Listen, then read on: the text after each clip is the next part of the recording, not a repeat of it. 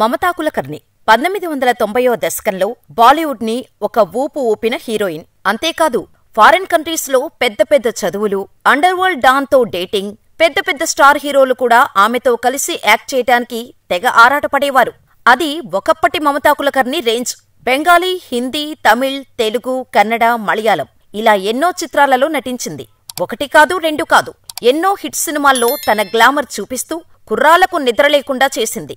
కాని కెరీర్ మంచి పీక్స్ లో ఉండగానే సినిమాలకు గుడ్ బై చెప్పి ఒక ఎన్ఆర్ఐని పెళ్లి చేసుకుని న్యూయార్కుకు షిఫ్ట్ అయిపోయింది. అక్కడి నుండి మమతా లైఫ్ పూర్తిగా మారిపోయింది. కొన్నేళ్ల తర్వాత ఎన్ఆర్ఐ భర్తతో విడాకులు తీసుకుని తన పాత బాయ్ ఫ్రెండ్ అయిన విక్కీ గోస్వామిని పెళ్లి చేసుకుంది.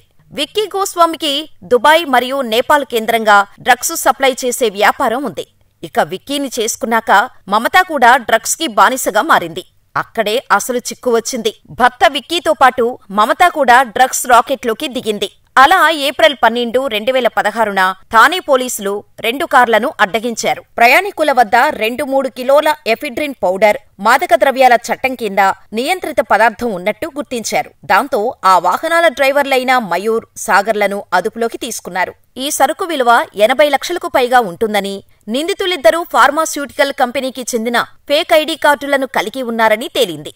ఇక పోలీసుల విచారణలో 10 మందిని అరెస్ట్ చేయగా కులకర్ణితో సహా మరో 7గురిని వాంటెడ్ జాబితాలో చేర్చారు. అయితే 2016 జనవరిలో కెన్యాలోని ఒక హోటల్లో నిందితుల్లో ఒకరైన విక్కీ గోస్వామి మరియు కొందరితో జరిగిన సమావేశంలో మమతా పాల్గొన్నట్టు పోలీసులు చెప్పారు.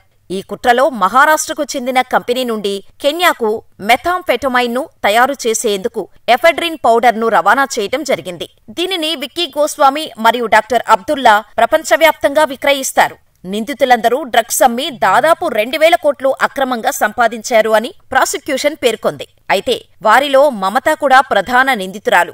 అయితే గతంలో మమతా కెన్యాలో ఉండటంతో ఆమెను అరెస్ట్ చేసి విచారించడానికి థానే పోలీసులు కెన్యా పోలీసులను ఎన్నోసార్లు కోరారు. కానీ వాళ్ల దగ్గర నుండి ఎలాంటి స్పందన రాలేదు. అంతేకాదు మమత మీద నాన్ బెయిలబుల్ వారెంట్ కూడా ఇష్యూ అయింది. 2016 నుంచి ఇప్పటివరకు ఈ కేసు కోర్టులోనే ఉంది. అయితే ముంబై హైకోర్టులో ఏళ్ల తరబడి విచారణ తర్వాత మమతపై ఉన్న ఎఫ్ఐఆర్ ని కొట్టేసింది. మమత తరపున న్యాయవాదులు మమత మీద మోపబడిన నేరంలో ఎలాంటి ప్రత్యక్ష సాక్ష్యాలు లేవని, కేవలం ఆ టైంలో అరెస్టైన వాళ్లు చెప్పిన వాంగ్మూలం తప్ప ఎలాంటి ఆధారాలు లేవు అని వాదించటంతో ముంబై కోర్టు కూడా ఏకీభవించి మమత పేరును ఎఫ్ఐఆర్ నుంచి తొలగించింది. అప్పటి నుండి మమత ఇప్పటివరకు అజ్ఞాతంలోనే ఉంది. మమత నట జీవితంలో అనేక వివాదాలు ఉన్నాయి. స్టార్ డస్ట్ మ్యాగజైన్ కవర్ పేజీకి టాప్ లిస్ట్ గా పోజ్ ఇవ్వటంతో మమత పేరు మారుమోగింది. ఈ వివాదంతో కోర్టుకు జరిమానా కూడా కట్టింది మమత. కోర్టుకు హాజరు కావటానికి ఎవరూ గుర్తుపట్టకుండా బురకా ధరించి ఇస్లాం మత పెద్దల ఆగ్రహాన్ని చవిచూసింది.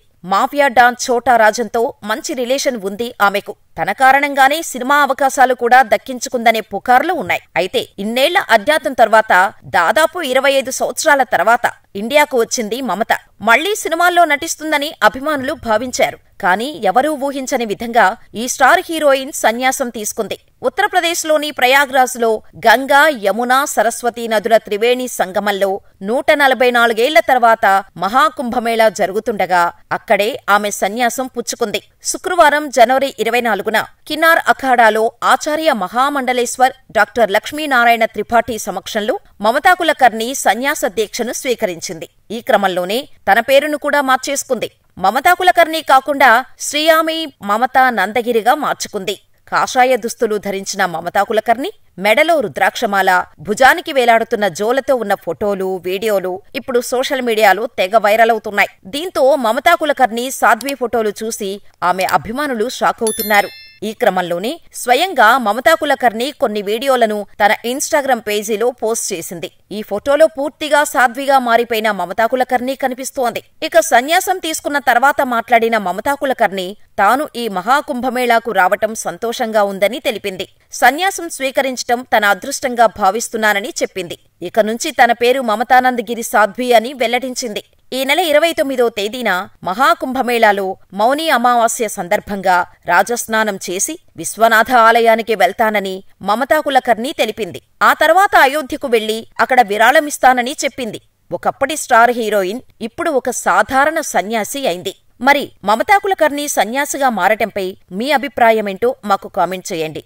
ఇక్కడి వరకు వీడియో చూశారంటే తప్పకుండా లైక్ కొట్టకుండా మాత్రం వెళ్ళొద్దు. మా ఇన్ఫర్మేషన్ మీకు నచ్చితే మా ఛానల్ని సబ్స్క్రైబ్ చేసుకుని పక్కనే ఉన్న బెల్ ఐకాన్ కొట్టేసి నోటిఫికేషన్స్ ఆన్లో పెట్టుకోండి.